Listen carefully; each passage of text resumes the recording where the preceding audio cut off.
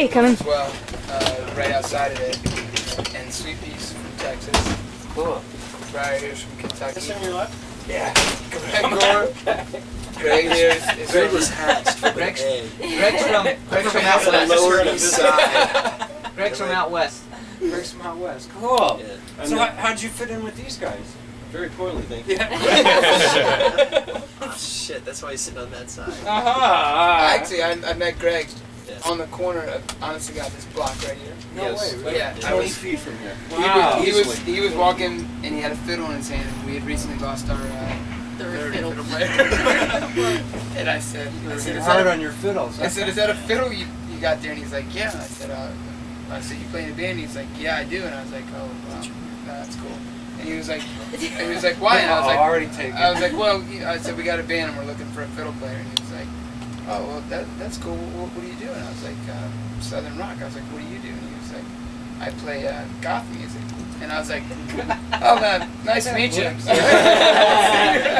And he was like, well, why? And I was like, well, we really do, totally Southern music. And he said, well, I was playing Devil Went Nuts Georgia when I was like in 7th grade. And I was like, let's talk. All right, now you got it. And we talked. And You didn't notice that I was wearing all black. And you're right across the street from the bank. And at that time, I hadn't had a tan in 8 years. But it was cool. He called me like right after that. I had given him my phone number. I didn't have his, and he called me. He was like, "Look, I know you don't have my phone number." So I told these guys, I was like, "This guy, he's into it. Let's get him over." And he's been a part of the band ever since. Cool. Awesome. Yeah, he actually. What happened was I was in this band that I still am, that I think is very good, but we have a gig and maybe no one shows up, because the music is very limited. And I show up to see their gig and they have CBGBs, right? And it's like, what am I going to play the gig? And I go to see them, I think, this gig's all right. And then after the gig, about 200 people go up afterwards and congratulate them. And then in the back room, they throw a small party where they're doing all sorts of illicit things. And there's like, 15 beautiful girls in the back. I'm like, I want to be in this band. This band is good. It's really good. This is the band I want to be in. This is the band, right? That's the way we like it. onlinetv likes that too. And that's why you got a girl bass player. Yes. She hides in the back there. That's okay. She hides in the back of the stage as well. Exactly. You can hear me though, right? Yeah, Right? exactly. Well, we got you Right, on that's all board. that Some counts. presence, Phil. Yeah, that's it. When you hold the bottom, I was going. I said, "Look, see, you got a little girl in the back. She's holding the bottom. Hold the whole thing." Where do you hear? We're gonna actually. She's getting ready to start doing background vocals, and she is like amazing. It's what the band's kind of been lacking for a while, and she's like she can sing, but just now she's starting to come out of her shell. And Yeah. rehearsals, Oh, it's hard to do that, right? So With a little bit of torment from us.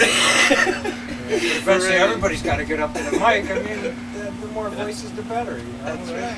But more importantly, the two most flaky instruments in any band in the history of modern music is the bass and the drums. They never show up to rehearsals. They always demand money. Up front. And then they're always stoned. And these two are the most reliable two in the band. They're always on time. If They one always shows show up, the other one's there with Oh, We're kind of tight. So a little Tighten it up. Well, you know what I'm saying? Two of them are holding the bottom. That's right. Right now, I think. They Actually, I'm holding the bottom right now. As a matter of fact. They hold the bottom. They do the bottom. They are the bottom. With the rhythm So section. you got a great sound and stuff. So how long you been singing? Oh, God, I don't know. Since, Yeah. since kindergarten. Really? Wow. Then who were your influences? You guys are in the South. Like, what were the bands you listened to? All the great Southern rock bands. Yeah. Skinner, Skinner, Allman Brothers. That's not true for me. Allman though. Brothers. No, Yeah. that's okay. You know. My influences are not the same as theirs. Right. Allman You're Brothers. from the West. Yeah, but my influences, it's funny because I was playing classical music and touring Europe and That's touring where China and the Far East and stuff. And, Good show, man. And what happened Can you was believe we're I actually got selling sick of things in classical New York? music, and this People are guy, saying, I was in Europe and I saw this guy. It's like the first time it's ever happened. 80-some-year-old jazz violinist out of Monte Carlo. I was in this castle, it was kind of like top of the castle in Monaco. And this guy played, and I said, why am I doing what I'm doing? This guy plays much better than what I've ever heard. He doesn't play any kind of styling I've ever heard. I put down my violin for like a year or two and just started singing to myself. and listening to music and started learning to improvise. And then I reconnected. And I was dating a girl who spoke French, and I saw him at the Blue Note. Oh, cool. Right. Met up with him, went up to his room, and I'm like, "You are the man. Tell me everything you know." And he spoke in French, and I had to translate thing. And since then, man, I've been completely going into blues, jazz, and then back into rock. So my roots have been actually jazz, then blues, and then some rock. He has a much different approach than any of the people we've ever worked with. It's very different. Whereas most people will treat the violin as another instrument to do melody lines when they can get them. He and I would do duets kind of with our voice, with my voice and his violin. It's really kind of interesting. And he's hard on me. He says, "Wait, that does not work with my voice." Wait, I'm singing this and you're playing that. No, absolutely not. You know, Greg, because, yeah. Greg's been great though, man. Seriously, like we've had a lot of our songs that have been exactly the same, played in exactly the same way for the couple years we've been together, and he's like, well, what if we did this here? And we're like, oh shit, and we do it and it works, and Greg's just been a huge help to the band. It's been awesome. Great. He's a great guy, and just musically talented beyond what we know, because 3 years ago we didn't play instruments.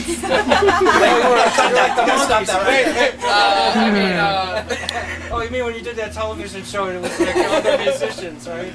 No, it's really interesting for me because when I first started playing with him, I was just learning the songs. But more importantly, I mean, this was only a few months ago. These guys, they had played the songs and they learned them, but it was good. But within the last couple of, last month or so, the technicality and just like Michael's like, how about this? Like Michael's correcting me, and shit now, and he's right and I'm wrong. This is like he the other day brought up this whole. She's like, Greg, what if on save you don't do this, you do this? And I'm like, oh my God, you're right. Now, it's like you get to the point where they're like, I was here and they're here and now they're like here. I'm like, oh, now I'm like insecure. Shut up. Well, it's good because you feed each other. It's like that's where the growth comes in. It's like excellent. So you do that with each other, which is really, really good. So what, did you all live on a farm all together down in the south? No, Actually, we're just right down the street. Cool. On a farm a block and a half down. Oh, cool. So you're New York City hear about the residents crop. now. I'll tell you, like, Playing Southern five, Rock 6 in New years. York City. basically how it started was Mark and Chicken Mo and I, we all lived together, three of us in a small 2-bedroom over on 12th Street. Right. And we were wanting something else to do besides our jobs. And so we said, okay, well, we can either be a public access show or we can start a band, because all of our friends were in bands. And we're like, Well, then we met you, Leo. let's start a band. Right. And I you read gotta this. know an instrument. Yeah, but I could play like 4 chords on the guitar at the time, and I wrote all this really, I thought you kind of poetry. No, come on now.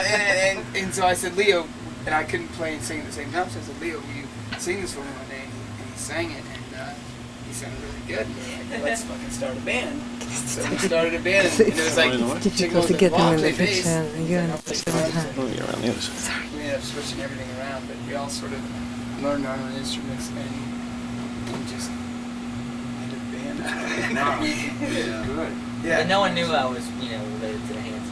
We didn't know that he was the older brother of the Hansons at the time. That's before they were scraped out of your fingernails. Oh, is that the deal? Famous relatives? Yeah. Yeah, that's the one.